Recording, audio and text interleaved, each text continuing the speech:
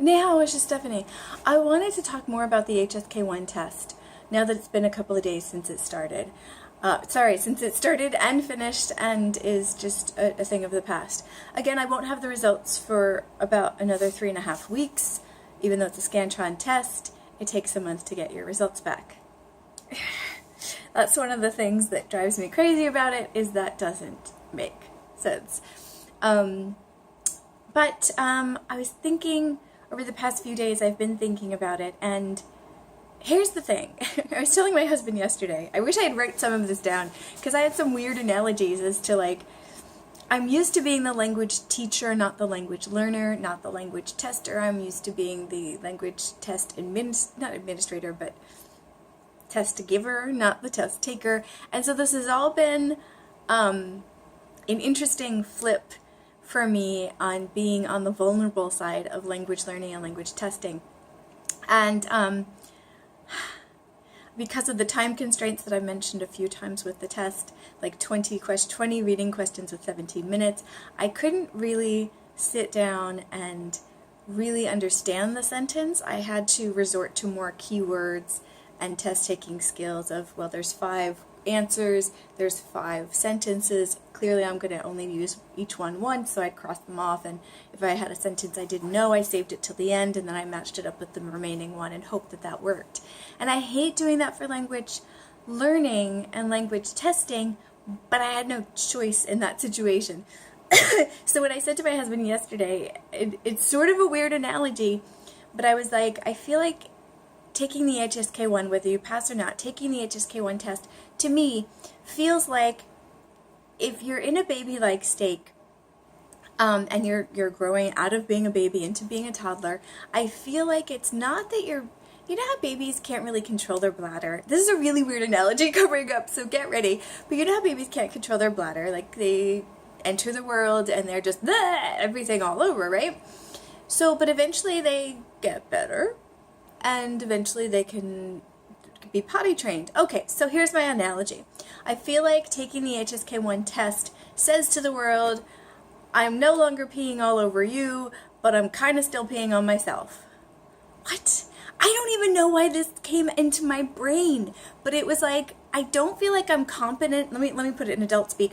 I don't feel competent at all in any part of the language yet, but I feel like I've made a commitment to keeping going. So I'm not going to damage anybody. That's the peeing analogy that I don't quite understand kept popping into my brain. I'm not going to damage I'm not going to damage, hurt, or embarrass, or make a scene in front of anybody, but I'm also not going to be a useful human being, because I'm going to be peeing on myself. I'm going to be making a mess right here. I won't be able to help you.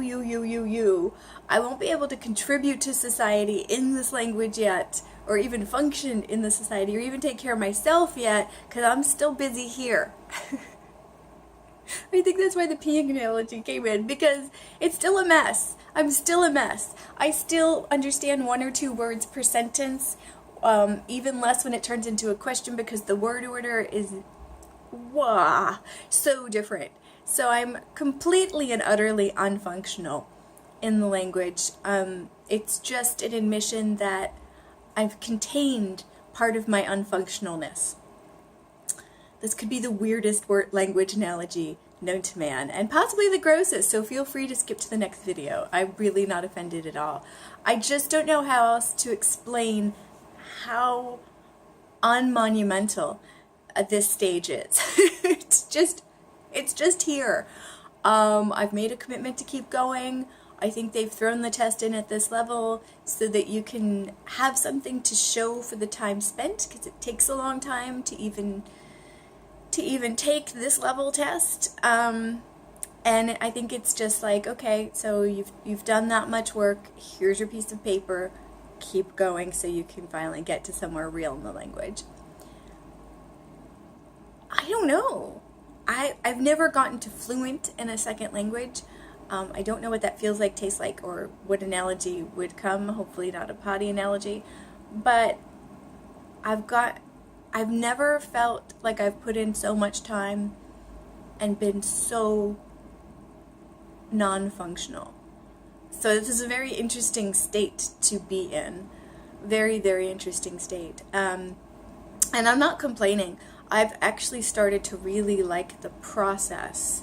Actually, the entire time, I wouldn't stick with this if the process wasn't interesting to me. The characters, like I said, pulled me in from the beginning. The sounds are annoying because it's the hardest for me, but the process, seeing and hearing sentences as isolated and non-related to what I want to read as they are interesting when I can understand them. It's interesting that I can understand some stuff. I can understand more around me, even having done like 2 or 3 weeks of intensive HSK1 listening. I can hear phrases that I couldn't hear before. I'm not so sure I want to, but I am, because that's a part of learning how people speak. So there's all kinds of things happening, but it's just such a weird state to be working so hard and getting so far and not getting far at all. I don't know how else to explain it. It's very baby-like. I wonder if, for those of you that are fluent in Chinese in any form, whether it be speaking, writing, or both, or whatever,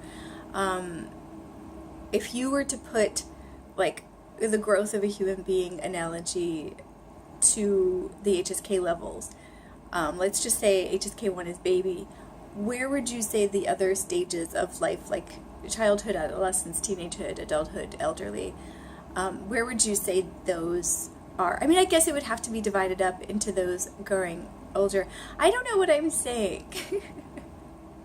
At what stage do you feel like you can actually use the language in any real form and you're not just taking a test? Like, it's not just multiple choice guessing correctly, recognizing some stuff. Is that 3 or 4, I'm guessing? HSK 3 or 4. I know vocabulary-wise you're supposed to be around 3,000 words, I believe, to be somewhat functional. HSK 1 is 150 words. HSK 2 combines with 1 for 300 words total between the two. I haven't looked at 3 yet. Honestly, I wasn't sure I was going to make it this far.